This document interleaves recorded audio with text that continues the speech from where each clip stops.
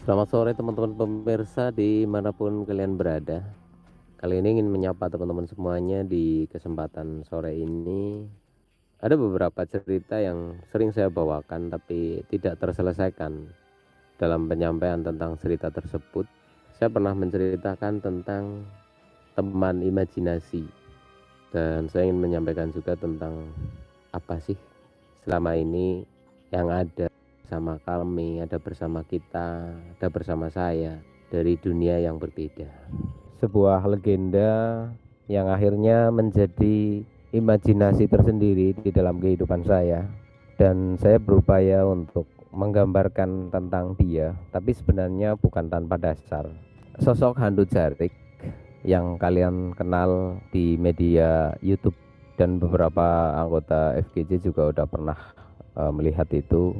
Hantu Jarik itu sebenarnya cerita zaman dulu sekali, tapi saya mendapatkan cerita ini dari beberapa orang tua dulu. Cerita dimulai di suatu desa yang terpencil. Ya, dulu desa ini terpencil. Ada sebuah keluarga yang memiliki seorang anak perempuan. Dia cukup cantik berdasarkan cerita yang sampai kepada kami. Dia cukup cantik, menawan, dan ya khas orang zaman dulu. Zaman dulu wanita menggunakan kain jarik sebagai keseharian. Kain jarik dipakai oleh orang zaman dulu untuk menutupi bagian dada hingga ke lutut. Usianya baru 15 tahun dan kisah dimulai. 15 tahun pada zaman dahulu itu sudah cukup dewasa, karena zaman dulu 9 tahun itu sudah layak menikah. Mereka menggunakan ilmu ukur yaitu datangnya haid. Setiap wanita yang sudah haid maka sudah layak menikah. Ini orang zaman dulu. Dan 15 tahun adalah usia yang sudah cukup tua lah bahasanya kalau zaman dulu. Gadis ini sedang ranum-ranumnya, sedang cantik-cantiknya, sedang seger-segernya. Banyak para pemuda yang jatuh hati kepadanya. Itu zaman dulu ya, sekali lagi. Gadis ini kalau mandi itu menuju ke sumber mata air, karena lokasi sungai itu cukup jauh. Ada sungai tapi cukup jauh adanya sumber mata air, yaitu sebuah belik. Para pemuda di kampung itu suka ngintip-ngintip manakala gadis ini sedang mandi di sumber mata air atau di belik. Dan di belik tentu berbeda dengan kamar mandi, guys. Di sana di tempat terbuka, namun berada di cekungan yang lebih rendah, yang terlindungi hanya oleh beberapa pepohonan yang tumbuh di sekitarnya. Suatu hari ada seorang pemuda yang memberanikan diri untuk melakukan sesuatu, tapi bukanlah suatu kejahatan yang ekstrim. Karena pakaian yang dimilikinya adalah jarik, tentu yang dicuci adalah jarik, hanya berbalutkan kain jarik. Dan biasanya para gadis-gadis ini kalau mandi, mereka akan membawa jarik yang hendak dicuci pula. Nah, kebetulan hari itu si gadis ini, saya tidak bisa menyebutkan nama di sini. Si gadis ini harus ke sungai sendirian, biasanya dengan ibunya, tetapi dia berangkat sendirian. Dan sekitar waktu yang sama seperti sekarang, ketika matahari belum benar-benar tenggelam, gadis ini menuju ke lokasi sumber mata air. Lokasinya berada di bawah rerumpunan pohon bambu. Tentu nuansanya agak gelap-gelap syahdu. Ketika dia selesai mandi, kemudian dia mengganti kain jarik pakaiannya. Jadi gini,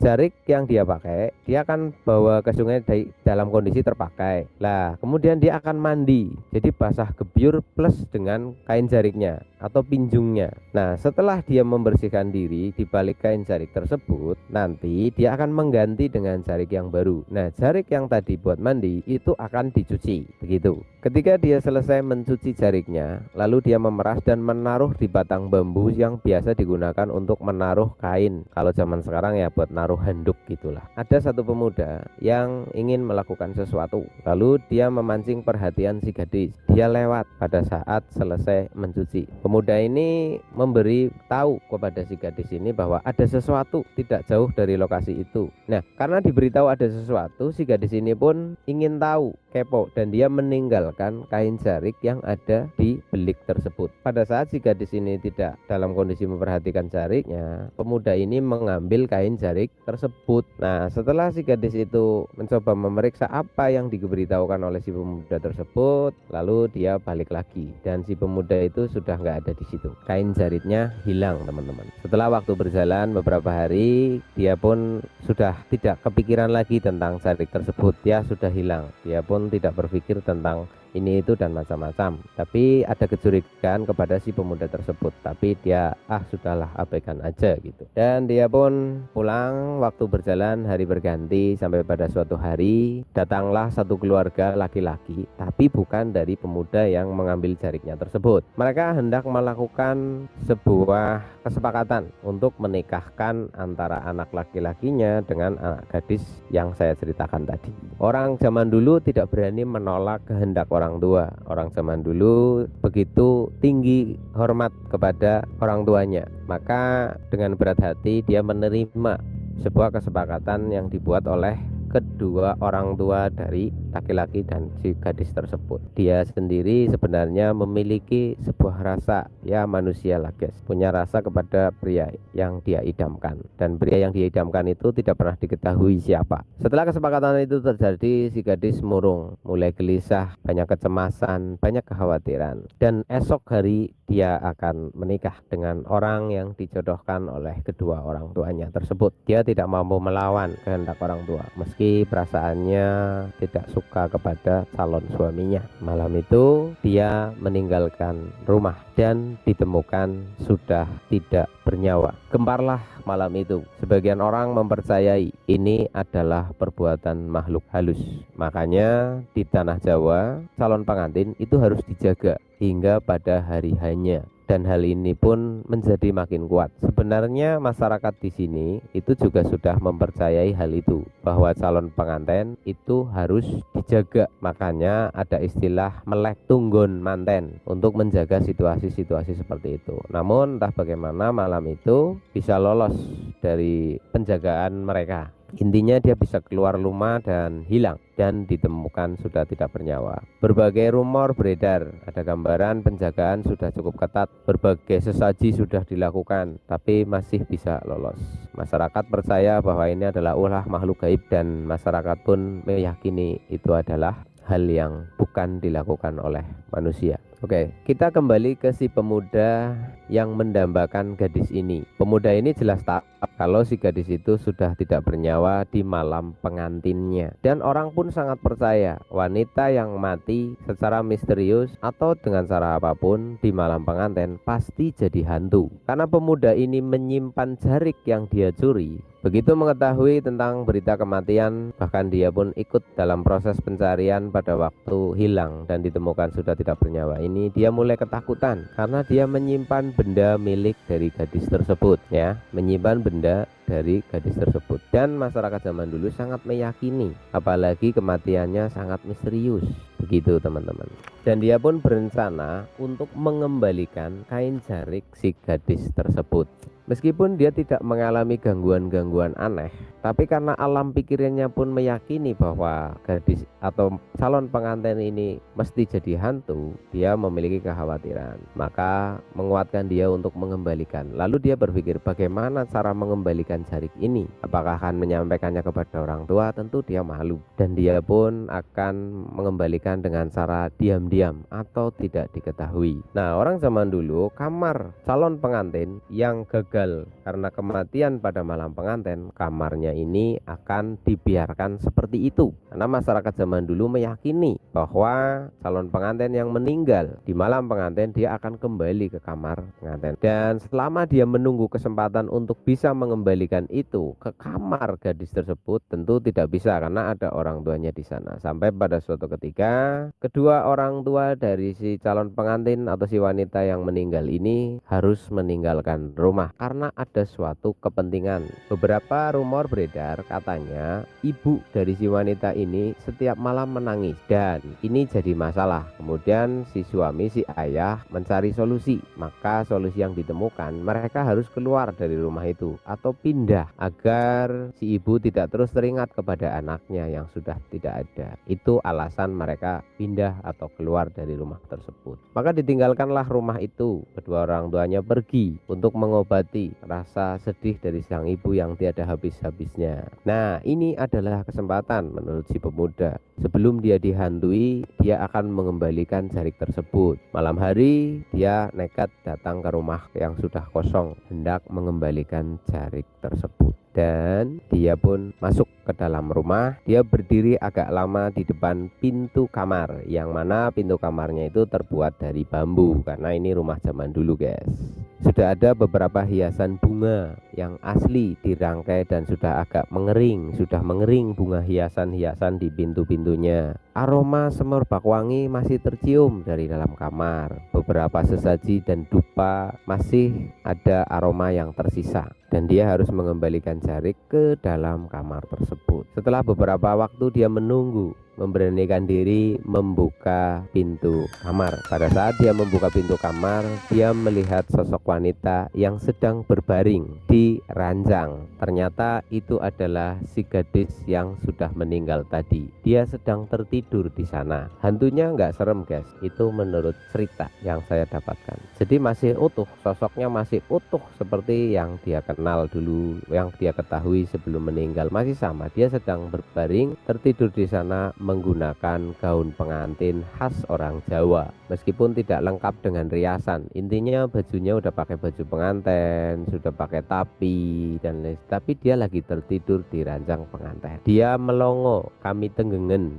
ya, bingung antara tidak percaya dan antara percaya. Dia melihat sosok wanita yang sangat cantik dengan gaun pengantin dan dia terbaring di kamar pengantin. Yang dia lihat di kamar itu, bunga-bunga masih segar seperti baru saja dirangkai. Beberapa kain ala khas orang kampung itu masih bersih. Bunga-bunga berada di ranjang tersebut. Kemudian dia terperanjat kaget pada waktu gadis ini membuka mata, dan dia kaget dan dia berusaha untuk mundur, namun kakinya tersangkut batang bambu sebagai pembatas pintu. Dia terjatuh. Seketika itu dia sudah melihat si gadis ini sudah jongkok dengan tapinya, karena dia pakai kain jarik itu, berada di hadapannya. Lalu kakinya itu ditarik masuk ke dalam kamar dan pintu tertutup. Kisah selanjutnya tidak diketahui. Intinya dia sudah masuk ke dalam kamar, dan kabarnya pria ini tidak pernah ditemukan sampai rumah itu roboh dimakan oleh rayap, dan tidak ada lagi kabar berita selanjutnya. Melainkan yang saya ketahui, rumah ini dikosongkan, ditinggalkan, tapi rumah itu terbuat dari kayu dan bambu. 1 bulan saja tidak dihuni, rumah ini akan habis dilalap rayap. Alam akan mengeksekusi, dan pria itu tidak pernah ditemukan, baik jasadnya ataupun apapun. Lalu kemanakah dia pergi? Lalu apa hubungannya dengan teman imajinasi saya? Saya sudah mencoba menggali kisah ini cukup lama, sampai beredarlah beberapa gambaran. Lalu saya coba untuk mewujudkan tentang sosok gadis bergaun jarik ini sebisa saya. Beberapa titik saya temukan. Jadi pada prosesi saya bertemu dengan sosok gaun jarik itu adalah lokasi yang tidak jauh dari sumber cerita ini teman-teman ya. Sebenarnya ada istilah komunikasi. Nah, ini sering kita gambarkan ya teman-teman, karena ini adalah hantu imajinasi yang tervisualkan oleh sebuah kisah sejarah menjadi penguat, dan barangkali ada peranan makhluk lain atau dari bangsa jin yang akan mencoba membangun fenomena ini lebih kuat lagi. Nah, malam hari ini kita berencana untuk mencari titik koordinat di mana letak rumah itu sebenarnya, karena sudah sangat lama sekali. Oke teman-teman, jadi pada kesempatan malam hari ini kita coba akan masuk ke lokasi titik koordinat di mana cerita ini dimulai. Tapi saya harus sangat berhati-hati karena ada manusia yang tidak kembali di area tersebut. Apakah di sana gerbang goib? Apakah di sana menjadi pintu? Atau cerita itu hanyalah buah bibir yang dilebih-lebihkan atau bagaimana? Sekali lagi narasumber, tetap saya berterima kasih.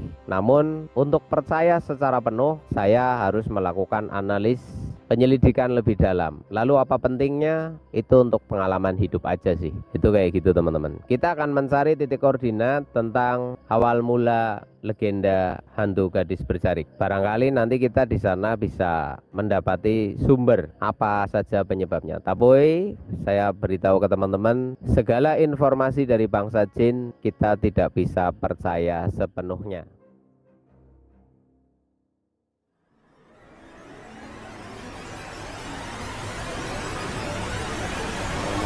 kita akan mencoba menggali kembali sejarah masa lalu yang menyimpan sebuah misteri yang belum terpecahkan. Kenapa ini menjadi menarik bagi kami? Karena ini ada unsur perkara-perkara yang sulit dijangkau dengan nalar, yaitu adanya gambaran tentang hantu di dalam alur sejarah cerita ini.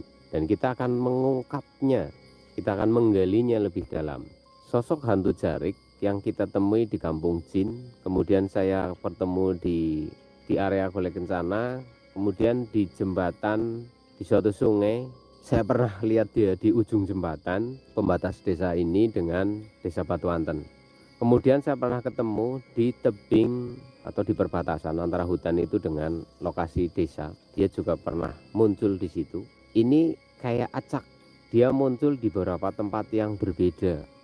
Dan tentu tidak bisa menjadi titik koordinat sebenarnya dia itu berasal dari mana. Nah, malam ini saya bawa tim Gas Jengat untuk membantu saya mengungkap misteri ini. Oke, ada 3 hal yang mungkin bisa kita gali di sini.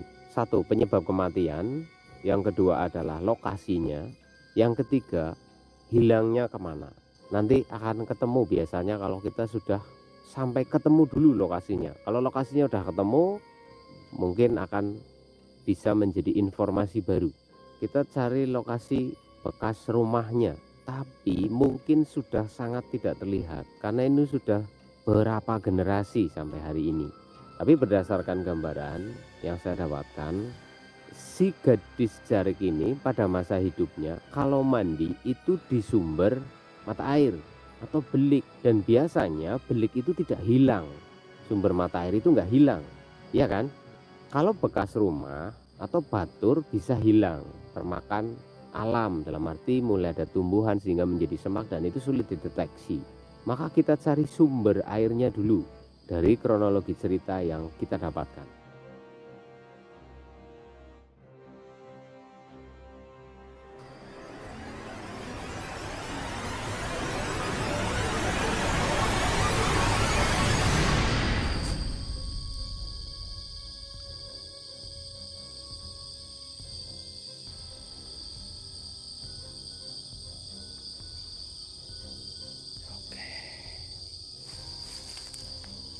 Ini kayak ada bekas jalan gitu di sini.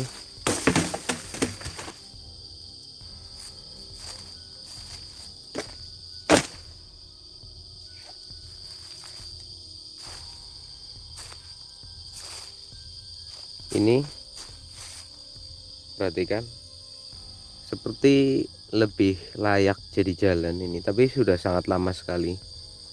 Dan di sini pohon bambu. Kemudian di sini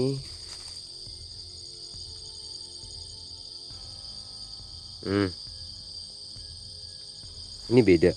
Nah, ini kayak bekas anak tangga, tapi karena sudah sangat lama jadi sudah nggak berbentuk anak tangga, guys. Nah, di sini ada tanah yang berlubang gitu, dan di sini pohon bambu.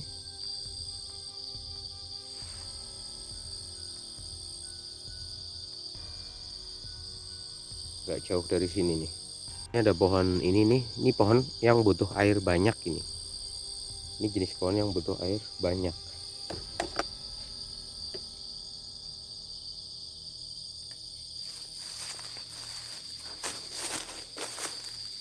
Nah, perhatikan. Di sini kayak bekas kubangan gitu. Dia lebih dalam, di sini lebih dalam. Dan pohon ini tetap subur. Jadi bisa dikatakan secara ilmiah di bawah ini ada sumber air. Sekali lagi, pohon ini biasanya tumbuh di pinggir sungai karena dia butuh air banyak. Tapi dia di sini tetap subur. Perhatikan, daunnya sangat rimbun dan hijau. Bisa dikatakan ini bukan sumber beliknya, bukan, melainkan ini tempat buangannya. Jadi biasanya belik atau sumber mata air yang biasa digunakan untuk mandi, area bawahnya itu kan akan ada kubangan, sisa air mandi dan lain sebagainya, itu akan membuat lumpur, ya kan? Nah, ketika kita kemarau, itu akan menjadi menyusut. Nah, gak jauh dari sini pasti ada sumber mata air. Entah sekarang udah kering atau tidak.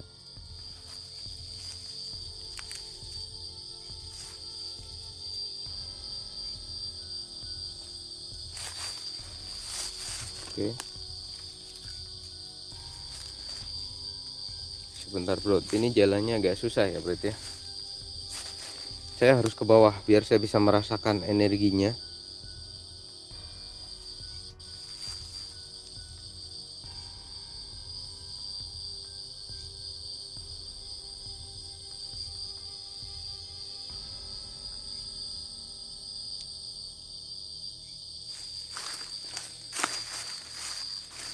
Ini tebing-tebing gini teman-teman. Bentar.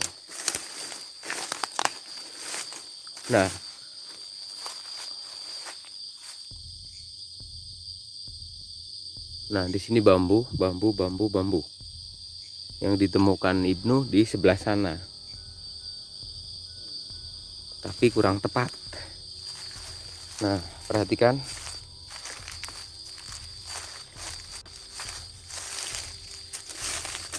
Oke.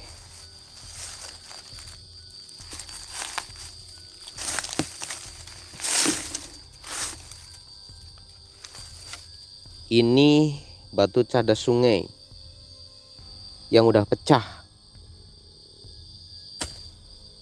Ya. Batu cadas sungai. Ini yang biasa digunakan untuk tungku. Pawon. Kalian tahu pawon nggak?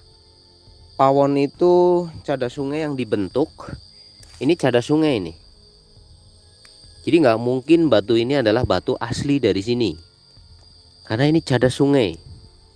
Ini berarti sisa-sisa. Ini bekas pawon. Ya kan? Dan di sini itu masih basah. Lahan di sini basah. Ini ada batu cadas sungai. Mungkin bekas tungku atau bekas penyangga tiang.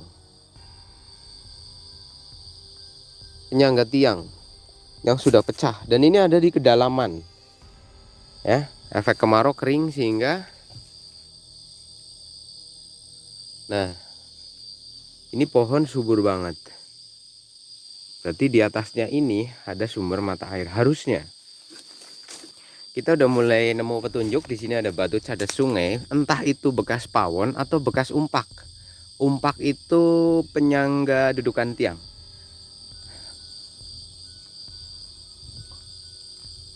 Oke. Perhatikan teman-teman. Bismillahirrahmanirrahim. Allahu Akbar. Perhatikan baik-baik di sini, teman. Kalian fokus dulu. Kalian jangan bercanda dan jangan bayangin yang enggak. Kalian fokus ke saya bahwa tempat ini cukup horor ya. Fokus. Perhatikan baik-baik di sini. Teman-teman sudah melihat sesuatu? Apakah kalian sudah melihat sesuatu, teman-teman? Tolong sampaikan kepada saya, informasikan kepada saya. Oh, belum lihat. Teman-teman, perhatikan baik-baik. Di atas saya persis. Kalian melihat sesuatu kah?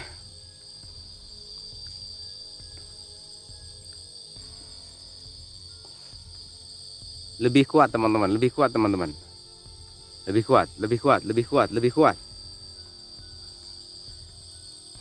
Kita coba.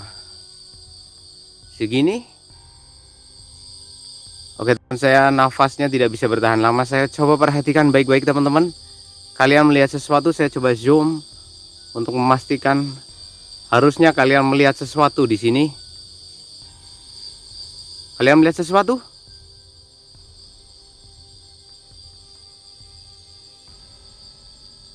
Oke. Oke, sudah pergi dia.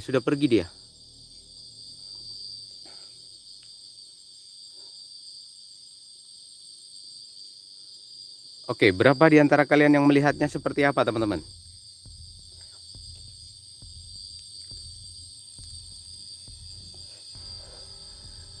Ini ada rumput bambu gede banget kayak gini, terus saya lagi berada di bawah gini, dan di sini ada pohon keluarga aren ini ya. Ini keluarga jenis pohon aren gitu, tapi jenis yang kecil ini, dan dia sangat rimbun. Allahu Akbar. Oke teman-teman, saya mencium bau yang tidak asing. Saya mencium aroma yang nggak asing. Sudah lama saya nggak mencium bau ini. Ah, dia di mana? Dia di mana? Oke teman-teman, kita naik ke atas. Kita naik ke atas. Bentar.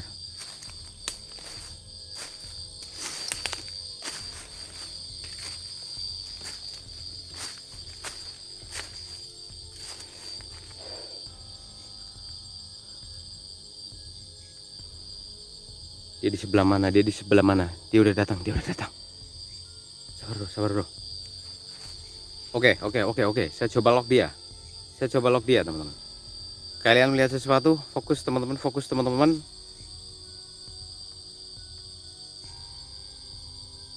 Nah, ini dia. Dia berada di pepohonan. Perhatikan. Saya berusaha untuk fokus. Dia di sana, dia di sana. Kelihatan, kelihatan.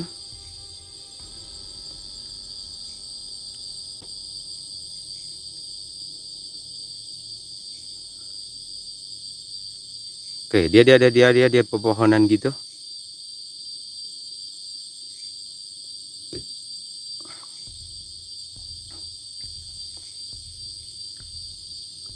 Oke. Dia kayak berada di atas ranting-ranting pohon gitu, teman-teman. Perhatikan, perhatikan. Tangan saya terlalu bergoyang di sini.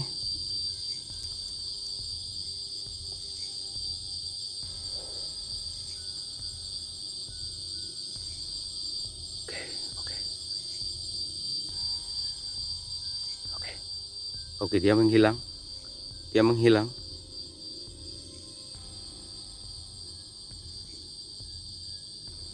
Oke. Dia ada di sekitar sini, teman-teman. Dan aromanya saya masih ingat.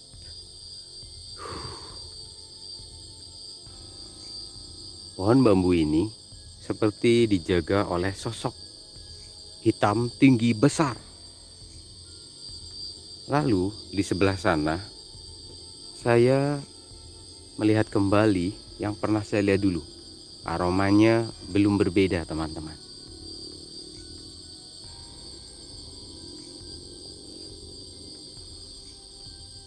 Oke, kita akan ke sana.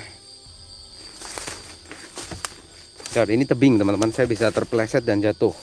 Licin karena ini daun bambu ya. Jadi saya harus berhati-hati.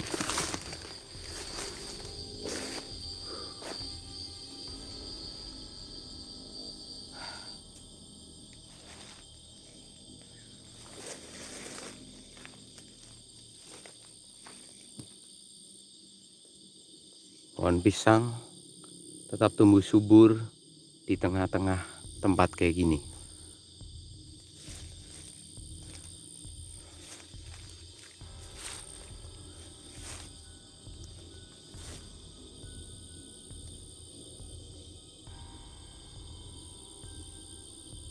Di sekitar sini tadi. Ini seperti jalan. Ini seperti jalan turun. Ini di sini. Ini agak datar. Ada pohon pisang. Ini rumpun bambu.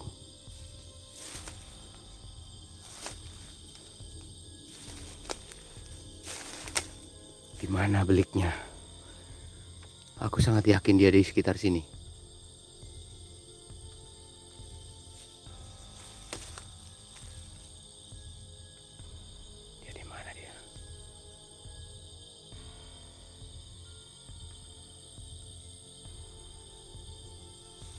Ini ada semak seperti ini, teman-teman. Tantan, saya takut semak itu ada ular hijaunya.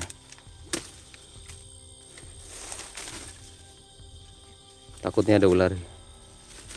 Oke. Saya melihat ada lubang di sini. Oke bro.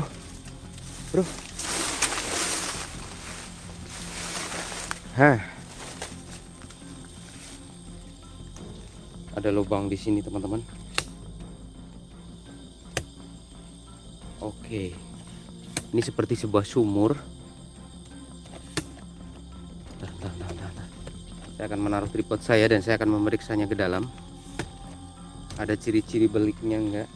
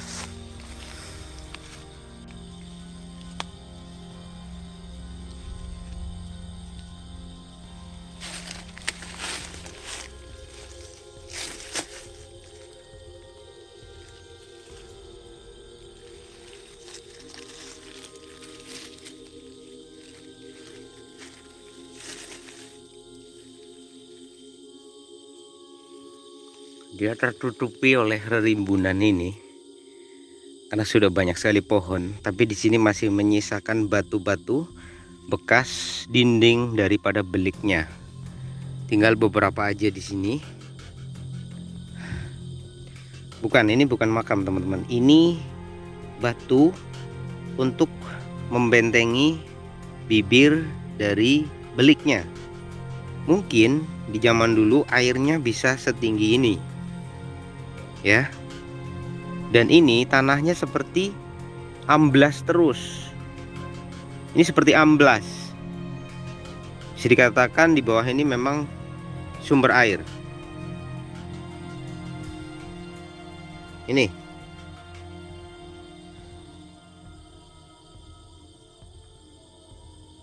Oke.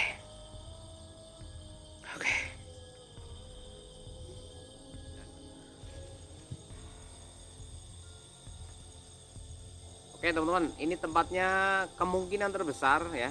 Saya lagi kemungkinan terbesar beliknya ada di sini. Ini beliknya. Kalau dilihat dari tata letak dan lain sebagainya, ini masuk banget. Kita tadi itu turun, kemudian belok ke kanan, lalu ada trek ke kiri. Nah, di ujung sana ada jalur ke sebelah barat. Di sebelah barat, ini kalau diikuti terus nanti ada jalan ke atas lagi.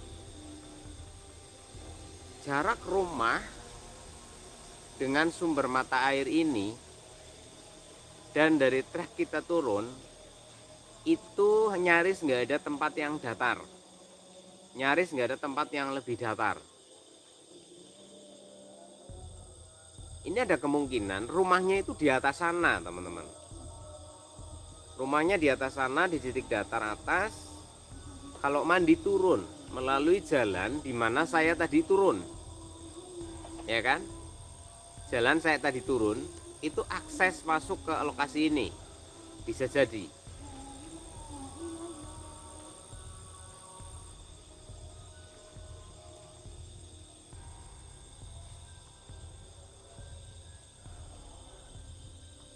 Tetapi kalau lokasi itu berada di atas sana, saya nggak merasakan energinya, maksudnya nggak kerasa gitu loh.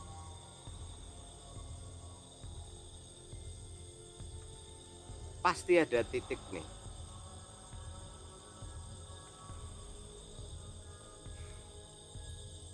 Tapi dari penelusuran FGJ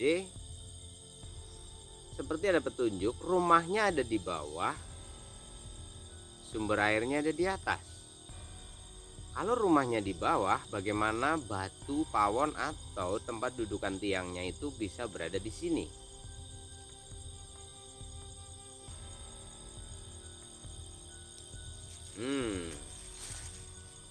berarti bisa dikatakan rumahnya nggak di bawah. Batu nggak mungkin naik sendiri ke atas, kecuali ada yang bawa. Oke, kita coba yakinkan bahwa ini berarti rumahnya di atas, tidak di bawah.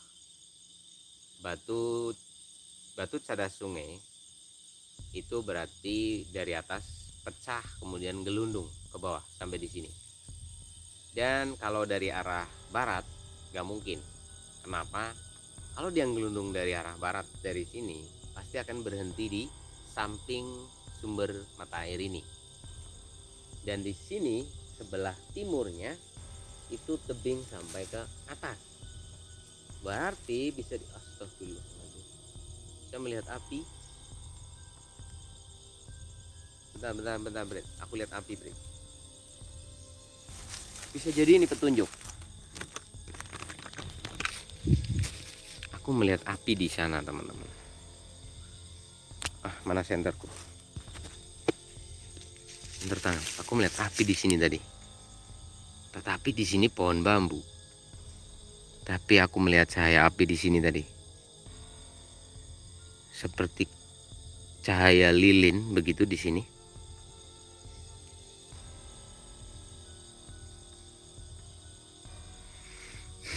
Nah, ini batu itu ada di sana. Sorry, senternya terlalu terang, silau malah. Bentar. Tapi di sini kayak ada bekas jalan gitu ke sana. Jadi di sini tuh ada kayak bekas jalan ke sana. Dan orang nggak mungkin punya rumah di bawah rumpun bambu, nggak mungkin.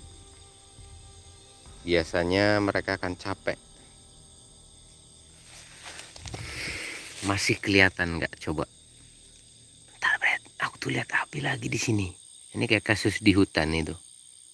Aku melihat api di sini. Nah, ini kita coba ke sini dulu. Nah, ini seperti jalan ini. Jadi, nah bagian sini mengalami erosi ini dari atas sana. Nah, oh di sini kayak tapak datar ini, kayak tapak datar gitu. Nah, ini dari atas sana mungkin ini. Nah, dia gelundung ke sini, blung. Tapi di sini kayak ada jalan lidik gitu. Dulu-dulunya mungkin. Kita coba lihat ke bagian sebelah sini dulu, teman-teman. Kalau dari atas sebelah sana nggak mungkin, karena batu itu akan menggelundung dan berhenti di sini. Ini datar dan di situ ada sumber mata airnya. Oke, ini makin rumit. Oke, kita pindah lokasi dulu. Saya ambil senter saya.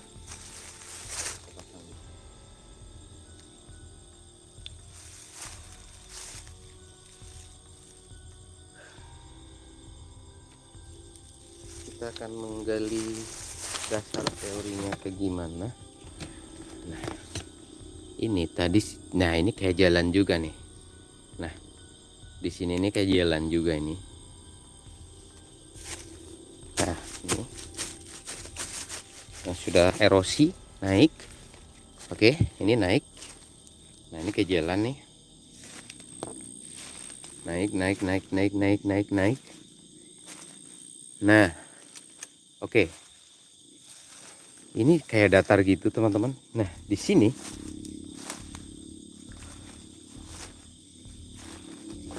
kita coba ukur langkah kaki kita. Apakah ini cukup 12 meter kali 12? Dan di sini apakah tanah seperti longsoran gitu? Atau memang, wait, apaan tuh? Soalnya ini tebing nih, Bret. Ini tebing, Bret. Ini tapi ini datar. Nah, di sini nih kayak batas. Kita hitung langkah kita. 1, 2, 3, 4, 5, 6, 7, 8, 9, 10, 11, 12, 13, 14, 15, 16, 17, 18, 19, 20-an.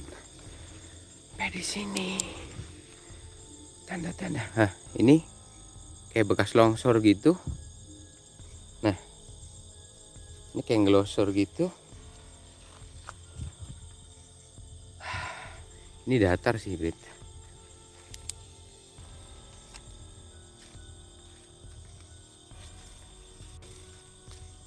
Tapi nah, di sini ada pohon nangka. Biasanya di halaman rumah itu ada pohon buah. Ya kan? Ada pohon buah.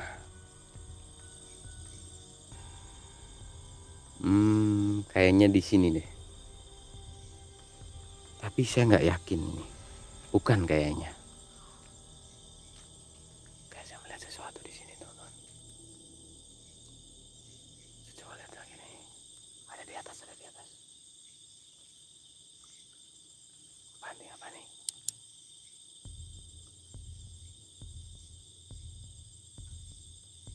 Nah, di sini nih. Coba saya terangin lagi nih.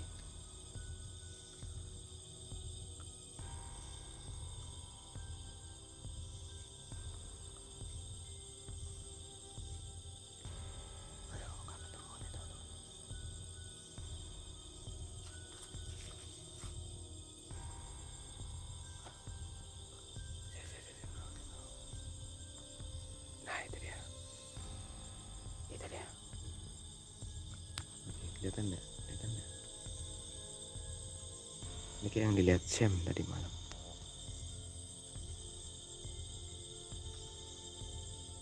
Tapi jauh banget. Terlalu jauh.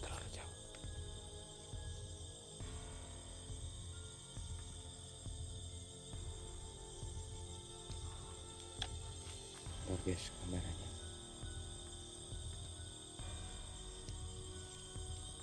Kalau di sini berarti tungkunya di belakang sini ya. Dan kemungkinan dia pecah lalu gelundung ke sana. Bisa jadi. Nantilah. Saya pikirkan kembali, guys. Kayaknya bukan di sini. Karena ini kayak bukan tanah longsor ini. Ini bukan tanah longsor. Dan melihat pepohonan di sini yang udah berukuran besar ini, kayaknya ini memang dari dulu kayak gini deh. Soal pohonnya gede-gede ini. Ini udah tua-tua semua. Dan ini pohon nangka ini. Duren. Di sini pohon duren. Oke, guys. Biasanya di sekitar rumah itu ada pohon buah-buahan. Ini nangka, duren. Ini pohon duren.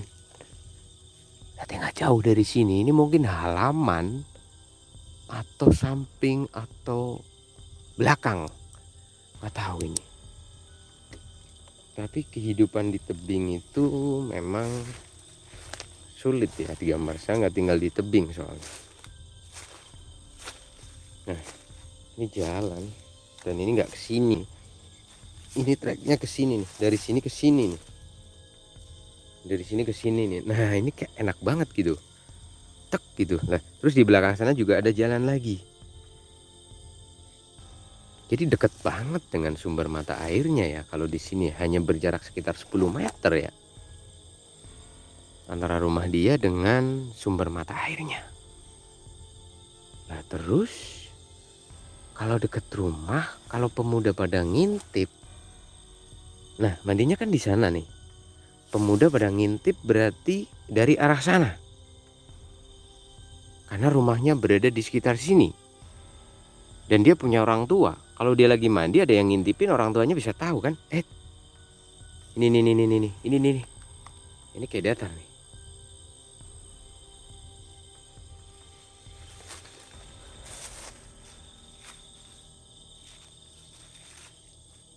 Wih, ketemu Brit.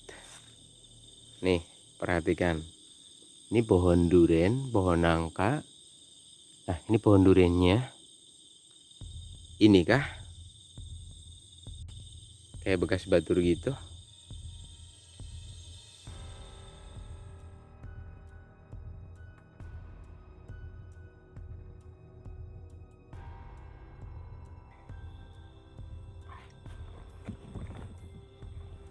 Kita akan coba merangkai satu demi satu puzzle ini. Ini bagaikan sebuah puzzle. Dan kehadirannya tidak pernah di satu titik ya. Jadi sulit untuk mengambil kesimpulan kalau sosok ini sedang berusaha menunjukkan satu titik. Kalau menurut analisa saya, satu, hantu ini awal kali muncul di kampung jin, kemudian sering ikut dengan saya di berbagai titik dia hadir. Nah, di eksplorasi awal untuk mencoba menyingkap kasus ini, sosok itu muncul di timur, selatan, dan barat. Kalau di utara memang tidak dieksplor sebab naik ke atas. Nah, berarti kita tidak bisa menyimpulkan kemunculannya sebagai petunjuk titik koordinat di mana dia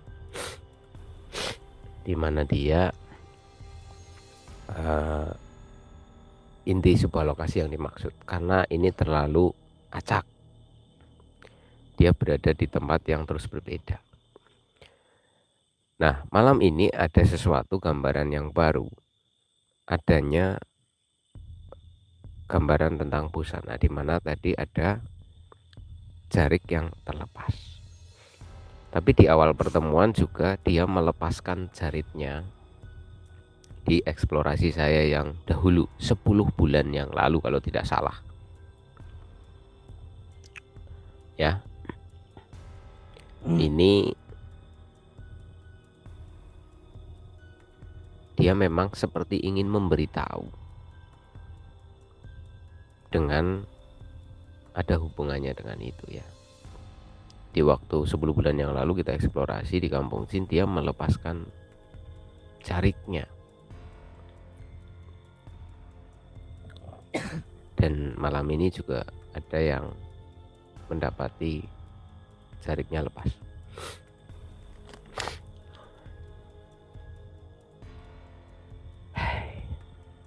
Tetapi ini sudah lumayan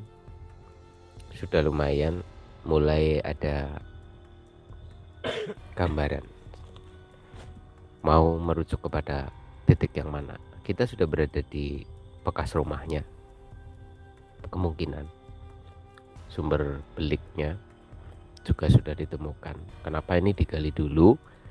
Karena mengikuti kisahnya, karena kisahnya itu seperti itu, sehingga kita coba menyusur jejak lokasi-lokasinya. Untuk lokasi ditemukannya jasad, kemungkinan tidak di jarak yang dekat dengan rumah, karena itu malam pengantin. Dan kemudian kemungkinan besar dia keluar rumahnya itu tidak ada yang tahu atau sembunyi-sembunyi. Seandainya ada yang tahu, ini ada kaitan dalam dengan perihal ini. Ada kaitan yang dalam dengan perihal ini, guys. Jadi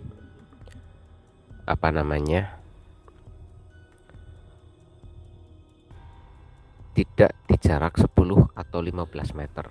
Itu menurut analisa saya secara logika. Karena jarak 15 meter itu sangat dekat ya. Di situasi hajat. 50 meter bisa dikatakan jauh, tapi tidak terlalu jauh. Mungkin bisa jadi.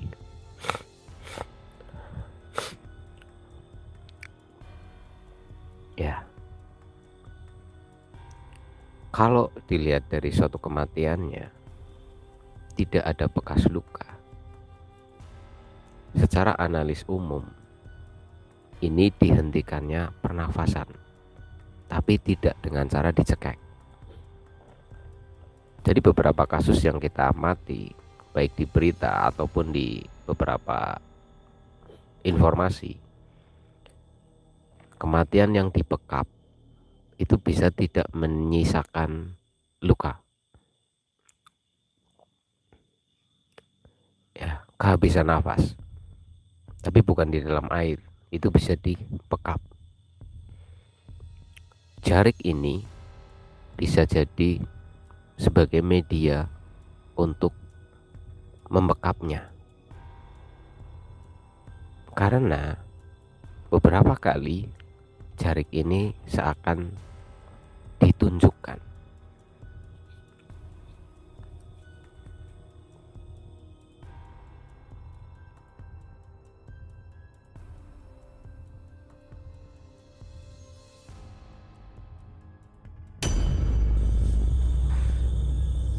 Oke, siapkan diri kalian. Malam hari ini adalah malam Sabtu, dan ada sesuatu di malam Sabtu tersebut.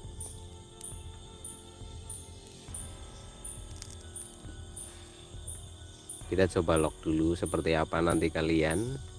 Semoga saja dia malam hari ini tidak terlalu liar. Semoga saja, karena ini adalah malam ketiga dalam misi explore atau malam ganjil dari perhitungan waktu perburuan kita. Dan malam Sabtu ada histori yang belum saya ceritakan ke kalian, tapi saya tidak akan menceritakannya ke kalian kaitannya dengan malam Sabtu. Nanti kalian bisa tahu ada kunci di sana. Dan sekarang saya menugaskan kalian. Ada yang pengen ketemu nggak nih? Ada, saya. Si dewek. Semangat banget bujang. Bujang nih semangat banget. Si dewek pengen ketemu. Oh iya. Yang lain nggak ada yang pengen? Pengen. Ngomong dong. Yakin kalian mau ketemu sama sosok ini? Yakin.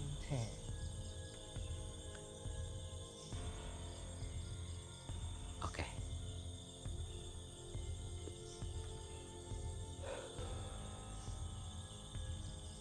Ada yang bawa lilin? Ada. Oke. Jika kalian benar-benar ingin bertemu dengannya, maka nanti di live streamingnya fokus ke instruksi saya di kolom chat. Karena apa? Saya tidak bisa memberikan arahan dari sekarang, melainkan situasional. Jadi bawa lilin, ya, bawa lilin. Carilah pohon joar yang besar. Lalu di sekitar situ kalian ikuti instruksi saya melalui kolom komentar. Kenapa? Kita lihat saja teman-teman, apakah mereka bisa mengendalikan keadaan, apakah mereka akan menggila atau akan serius.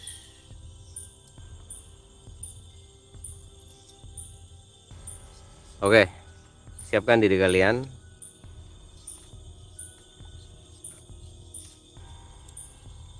Jika saya putuskan untuk mundur, maka mundur. Saya tidak ingin dia mengalami sesuatu yang berlawanan, karena sudah 10 bulan ini saya mempertahankan dirinya. Jadi berlakulah sewajar mungkin. Jika dia lepas dari kendali saya, ini akan rumit untuk memecahkan kasus berikutnya.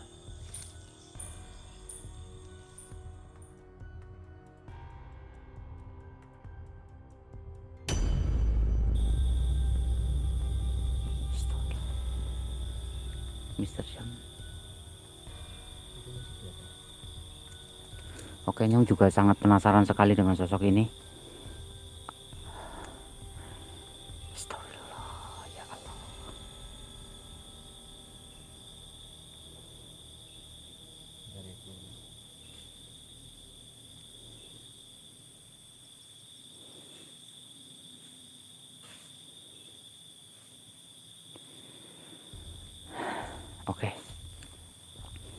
Kita mau bareng atau bagaimana Kang Ireng? Ya kita bareng-bareng ke dalam sana nanti. Mas Syam sudah bertemu sosoknya? Burung apa? Iya, tapi tadi di sini ada Mas Syam berdiri. Bisa joki weru masa. Nyong lihat kok. Dan enggak di sini tadi. Joar ki. Ini pohon joarnya ini Mas Syam. Ini pohon joarnya nih. Iki joar ki. Ini pohon joarnya nih. Wow. Tuh.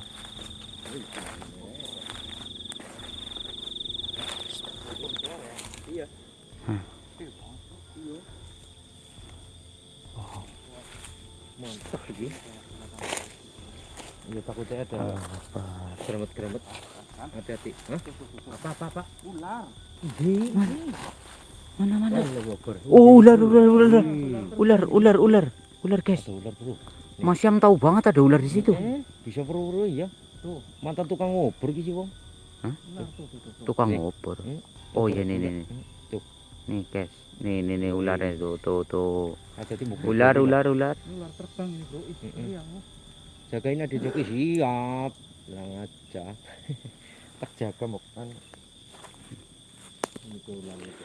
Kita belum mendapatkan sosok yang jelas padat, tapi di sini tadi yang sudah lihat dia berdiri di situ sebelum yang masuk ke sini dekat pohon joar ini, dan ada di sebelah sana. Nah, tuh.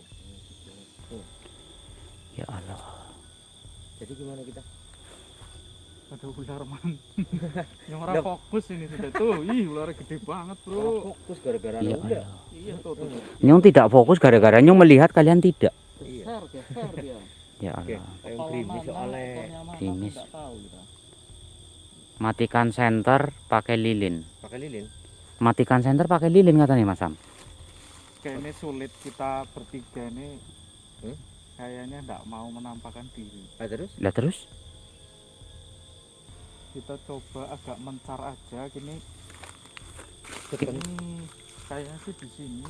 Oke, tuh. Oh, Mas Sam mau menungguin yang tadi muncul di sini. Kita bertiga mencar coba cari. Mencat lo kok joki pribadi ya? Mau sih. Tenang. Langsung nunggu ah. Nyong sudah percaya diri. Oh gitu. Insya Allah. Nah, siap. Tapi saya nggak mau deket ular itu. Iya, Oh ya. Oke, Nyong yang dekat ular sana. Mau nggak cari? Rika mau kemana? Sendiri aja. Nyong mau ke arah sana. Dia.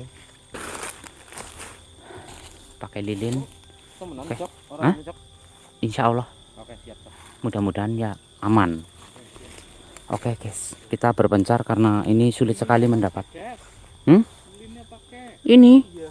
Maaf, lilinnya dipakai tunggu pajangan Pak. Iya, siap. nanti Nyong akan pakai lilin di depan sana. Coba apakah Nyong akan mendapatkan sosoknya? Iyalah. Oke. Matikan pakai lilin. Oke, Mbak Rena. Nanti Nana Wiryana. Oke. Ini Aulia, fokus. Oke. Jangan banyak bicara. Oke. Astagfirullahaladzim. Nyong kayak merasakan kok kayak ada yang ngikutin aku terus. Nyong nggak tahu.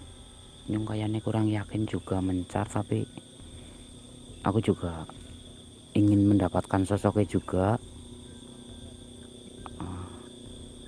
Mau mencar agak mikir, dan Mas Syam di sana.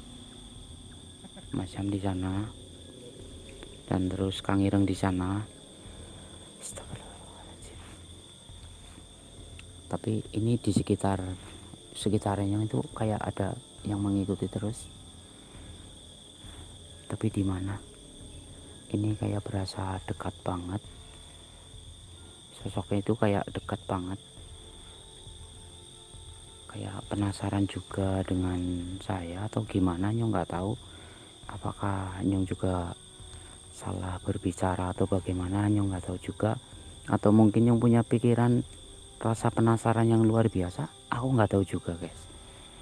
Kok dia kayak sekitarnya deket gitu loh. Tapi di mana? Ini masih menggunakan cahaya, dan di sana Mas Syam menyalakan lilin,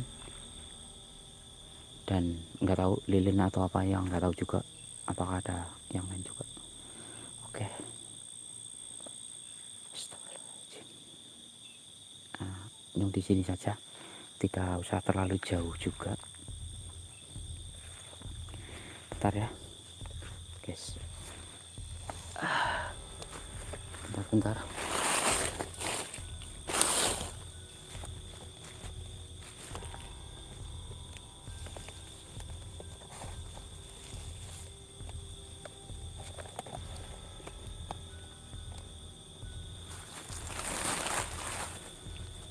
Oke, Nyung matikan flash dulu, bentar.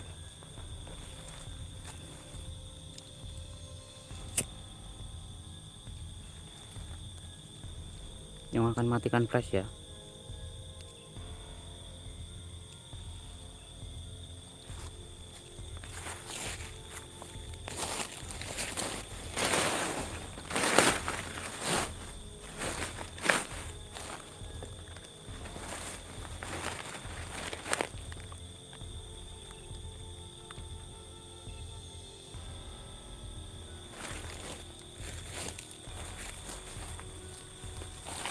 Oke.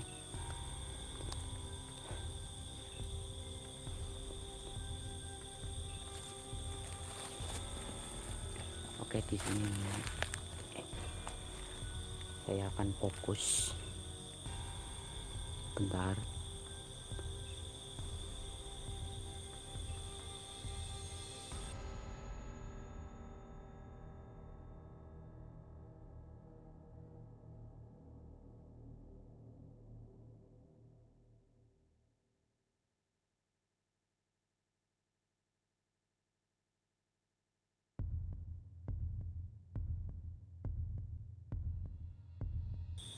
Yang fokus dulu ya. Astagfirullahaladzim.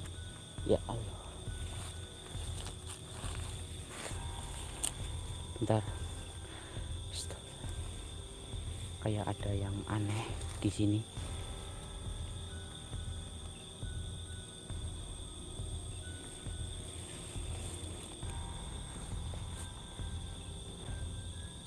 Kayak ada yang aneh guys.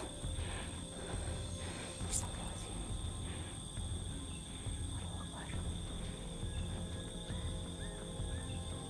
Suara.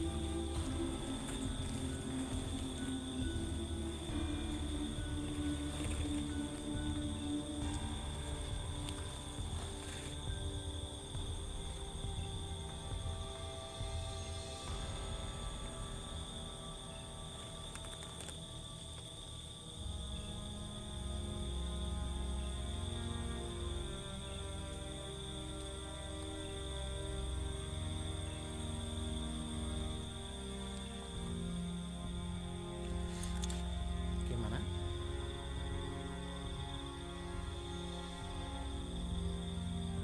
Di jogging kenapa? Rasukan? Itu masih dia di sebelah sana lur, jauh. Dia pakai lilin juga. Di kalau teman-teman lihat yang sebelah kiri itu ada cahaya, itu lilinnya dia.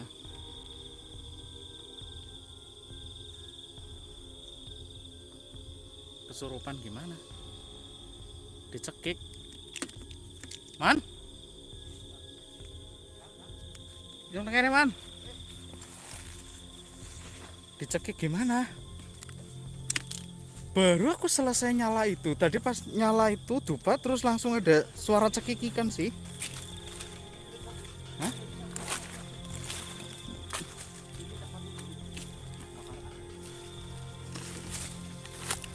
Joki mana? Dia kan di sana sendiri ya. Allah Akbar. Man. Oh. Astagfirullahaladzim. Allah Akbar. Joki mana, Bang? Joki mana? Joki. Allah Akbar. Astagfirullahaladzim. Di bawahnya ada apa, Man? Allah Akbar. Man. Oh, tangan deket-deket, Man. Sini, Man. Awas, Man. Allah Akbar. Astagfirullahaladzim. Jarik. Allah Akbar. Astagfirullahaladzim. Allah Akbar. Astagfirullahaladzim. Allah Akbar. Joki. Innalillahi. Allah Akbar. Astagfirullahaladzim. Allah Akbar. Astagfirullahaladzim.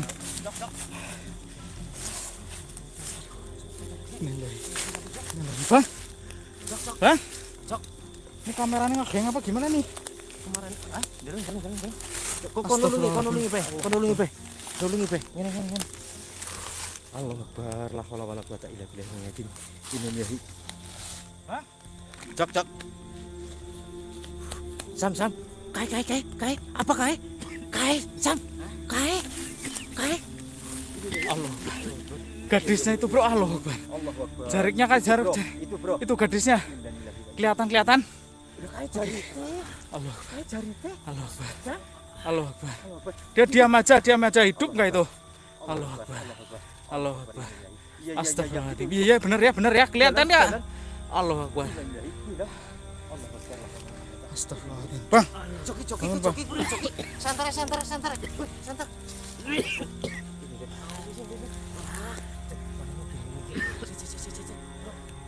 Dia sempat pingsan ini, Bro. Pingsan. Gak boleh ditangkap, Bro. Allah Akbar. Ada. Bentar, Bro, tak ambil air dulu. Ini turun. Bersihan aku tinggal Joki. Allah Akbar. Astagfirullahaladzim. Hampir saja kita terlambat ini, teman-teman. Minum secok. Hampir terlambat saja kita. Minum. Astagfirullahaladzim. Tak kira pada bercanda loh, Allah yakin? Akbar. Ini anu pun gini sih. Allah. Yuk keluar aja. keluar. Sandal teh. Sandal center. Saya. Sorry. Pegangin, saya. Tak kira tadi teman-teman Yuk. Wes, yuk. Awas lilin. Yuk.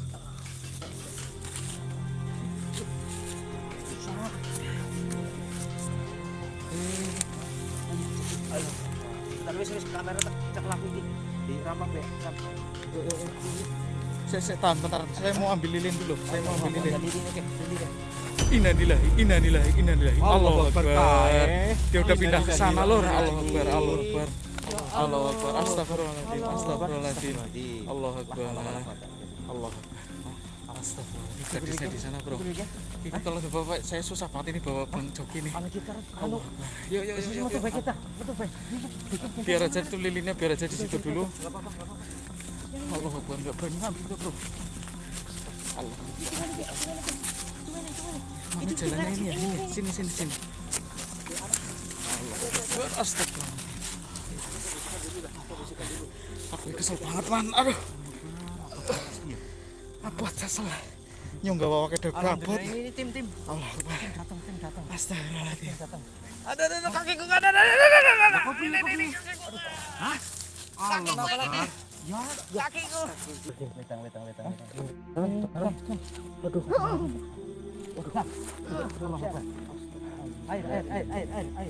Air. Allah Akbar. Minum. Santar.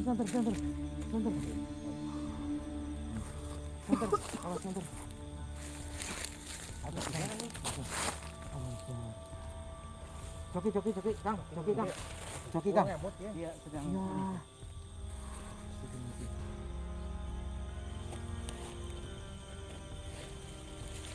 Jadi Joki sempat menyalakan rokok yang dari saya apa enggak?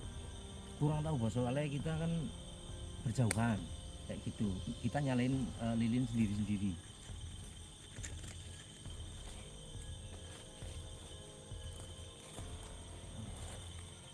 Rokoknya dinyalain apa enggak? Tapi Tidak. kayaknya hilang sih pas Ini pas. masih Oh alah, lampunya masih utuh. pantesan tadi.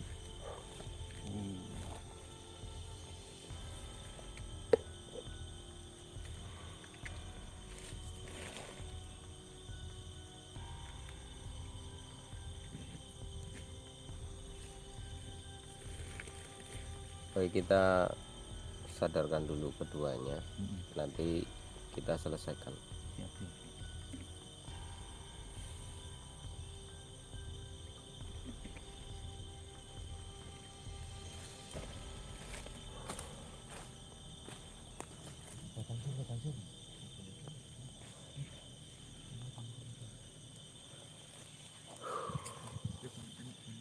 Oke teman-teman pemirsa dimanapun kalian berada,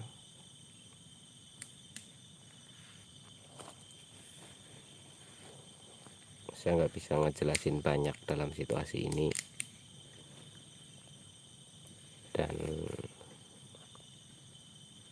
suatu saat nanti saya ceritakan ke kalian tentang ini.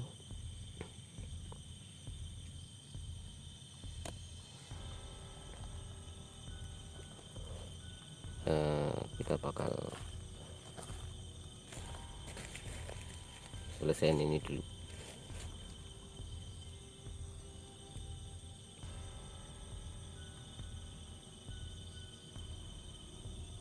Setiap orang berbeda apa yang dialami, dan setiap orang berbeda apa yang ada di alam pikiran dan suasana hati. Namun semua itu tidak menjadi pengaruh. Logikanya sederhana bahwa pikiran bisa dimain, pikiran bisa tergantung situasi dan keadaan, tapi alam bawah sadar atau sesuatu yang ada di dalam jiwa kadang di satu titik tertentu itu akan keluar atau muncul. Pikiran bisa berubah, perasaan juga bisa berganti, tapi sesuatu yang terbenam di dalam jiwa seseorang itu akan tetap sama. Nah, muncul akan keluar itu tergantung situasi dan keadaan.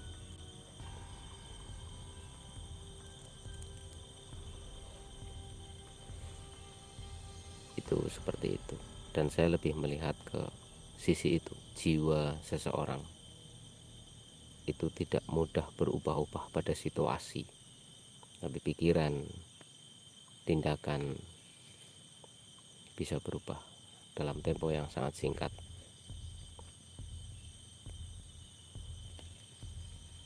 Penjelasannya seperti apa nanti kita sampaikan ke teman-teman.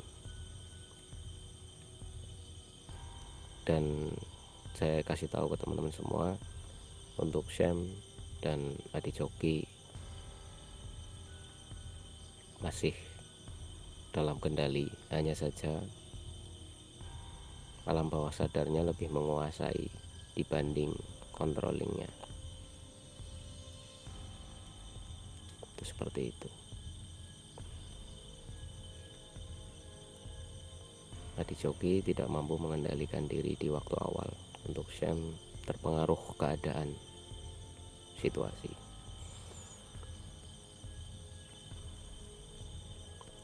Nanti kita informasikan kembali. Saya tutup dulu untuk kedua channel ini, dan semuanya fokus. Nanti kita akan coba kembalikan alam kesadaran dari keduanya.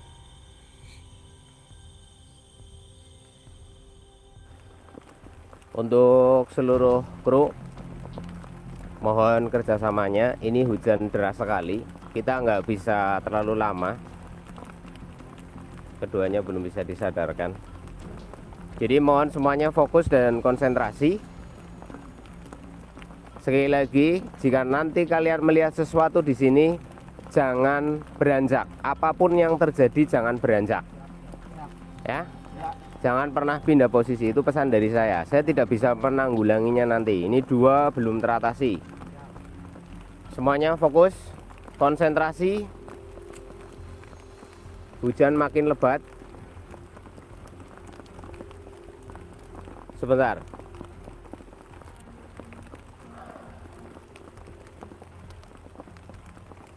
Anginnya terlalu kencang di sini. Klik. Posisikan lilin agak ke sana sedikit. Ya. Nah. Sekali lagi. Apapun yang akan kalian lihat nanti, jangan panik.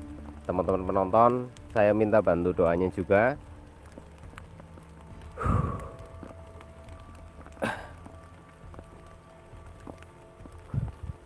Oke, pejamkan mata kalian. Mungkin kalian tidak akan sanggup melihat ini.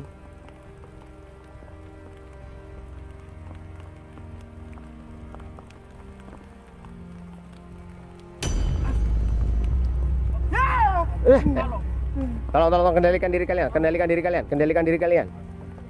Tolong jariknya ditutup ke keduanya.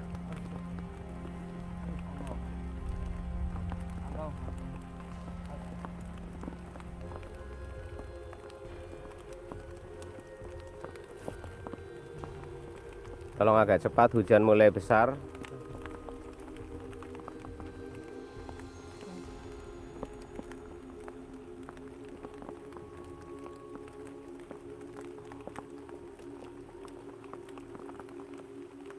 Oke, kecuali yang pegang lilin. Taufik, tangan yang satu tolong. Kita seperti yang sudah saya sampaikan tadi.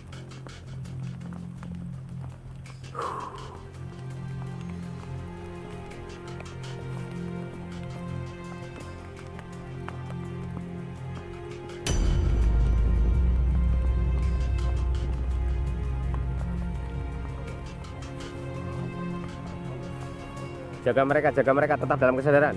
Mereka sudah bangun.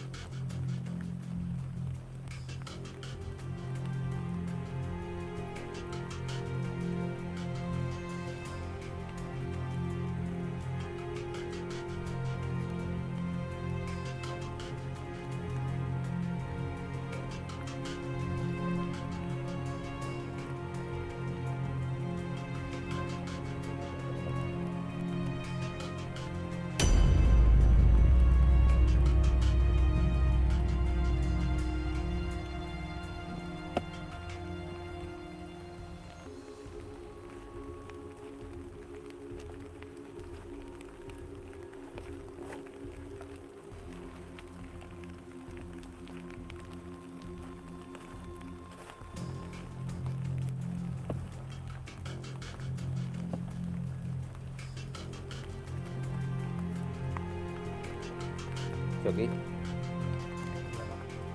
Jam, kita bisa keluar lokasi.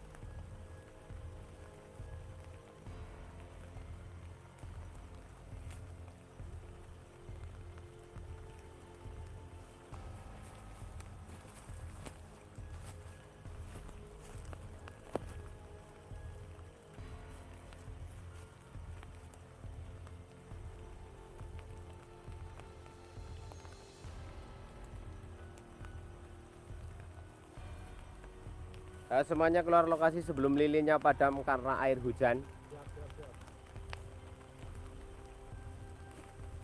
Pastikan tidak ada yang ketinggalan.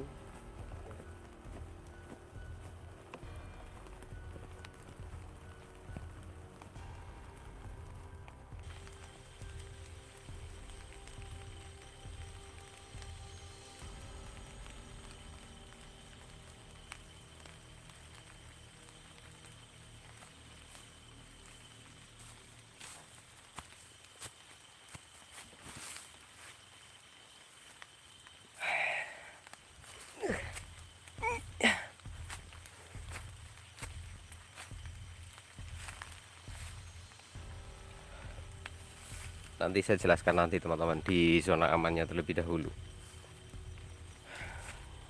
Saya rasa mereka sudah sampai di titik aman, atau paling tidak mereka sudah mendekati pemukiman. Alhamdulillah lilinnya nggak padam. Jadi ini penanda aja teman-teman, kita tidak menganut kepercayaan yang aneh-aneh, dalam arti lilin ini mengikat dirinya atas sebuah kemarahan yang saya tidak bisa menyampaikan kepada siapa pada malam hari ini. Dan teman-teman tolong jangan menghakimi Adi Joki. Ini bukan pada Adi Joki, dan itu tetap menjadi rahasia bagi saya, untuk saya saja yang tahu. Kalian nggak perlu tahu, agar nanti tidak saling menyalahkan. Namun pada intinya saya sedikit kasih gambaran. Dia agak sedikit kesal karena ya saya akui, biar kalian nggak bingung, dia kesal kepada saya karena seolah-olah saya itu menjadikan dia sebagai bahan tontonan bagi anggota saya. Dia merasa kecewa dan marah. Dan menurut dia malam hari ini yang begitu saya perhatikan adalah Adi Joki dan Syam. Jadi dia menyerang keduanya agar saya merasa bersalah. Itu masalahnya teman-teman. Jadi dia kesalnya kepada saya, tidak kepada anggota saya. Karena perasaan saya lebih pada malam hari ini, saya seperti begitu mengkhawatirkan Adi Joki, dan Sam jelas dia adalah adik kandung saya. Jadi menurut dia keduanya adalah orang yang akan cukup membuat saya sedih jika keduanya mengalami masalah. Jadi mereka menyerangnya. Tapi perlu digarisbawahi bahwa teman-teman, saya tidak membeda-bedakan anggota saya. Saya akan lebih fokus kepada salah satu anggota atau dua anggota saya dalam situasi tertentu. Di sini Joki nampak mengkhawatirkan. Jadi saya memberi perhatian khusus, tetapi bagi dia ini dianggap sesuatu yang efektif untuk membuat saya kesal.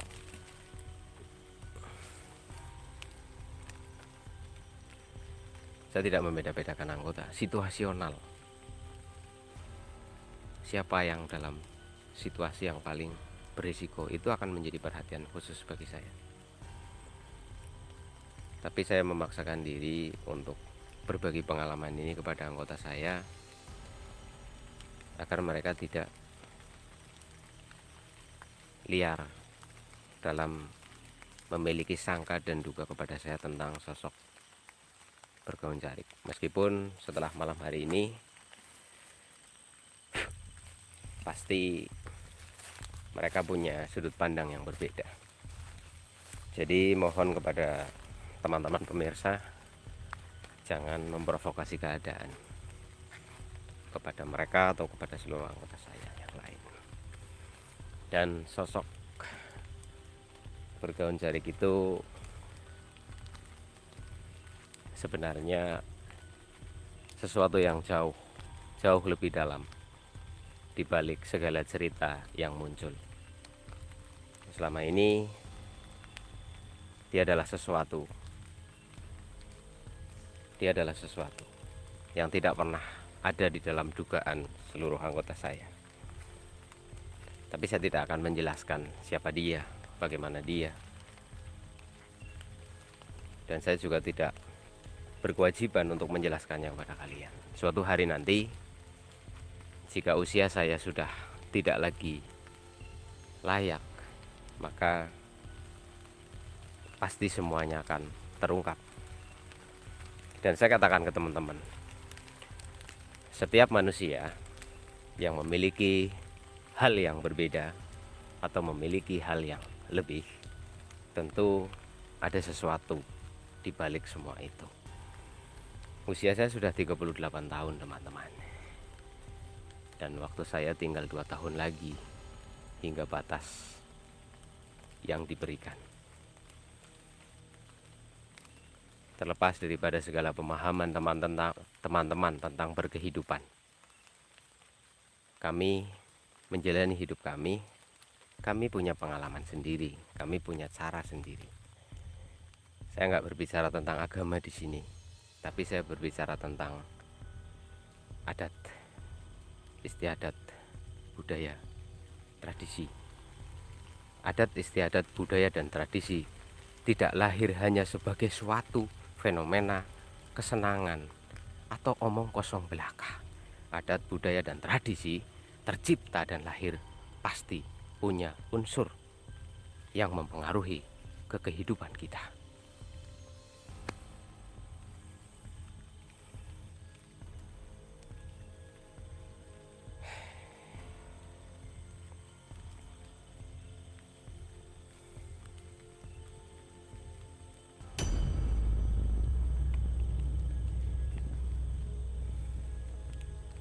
Dan kau tetaplah jauh di antara terang. Jika aku mulai gelap, maka tetaplah berada di sampingku. Terus seperti itu. Sekali lagi, saya menggunakan bahasa Indonesia untuk penonton saya lebih paham.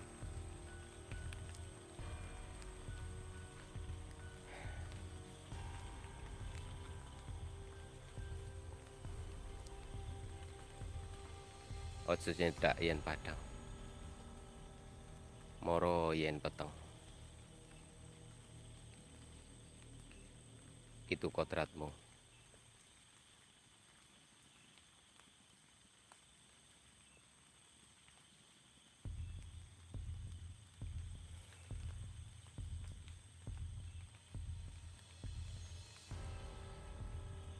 Karena aku ingin tinggal dalam terang. Dan apa yang dilihat orang banyak, itu jika ada terang. Dan bagi yang bisa melihatmu, hanya mereka yang bisa memiliki penglihatan dalam kegelapan.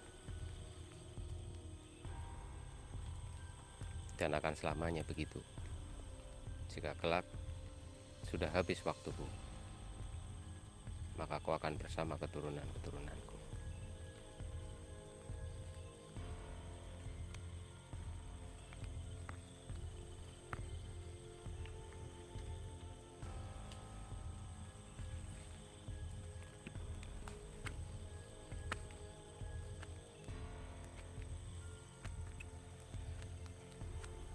Teman-teman, mungkin di antara kalian akan membuat sebuah konspirasi pemikiran tentang apa yang saya katakan.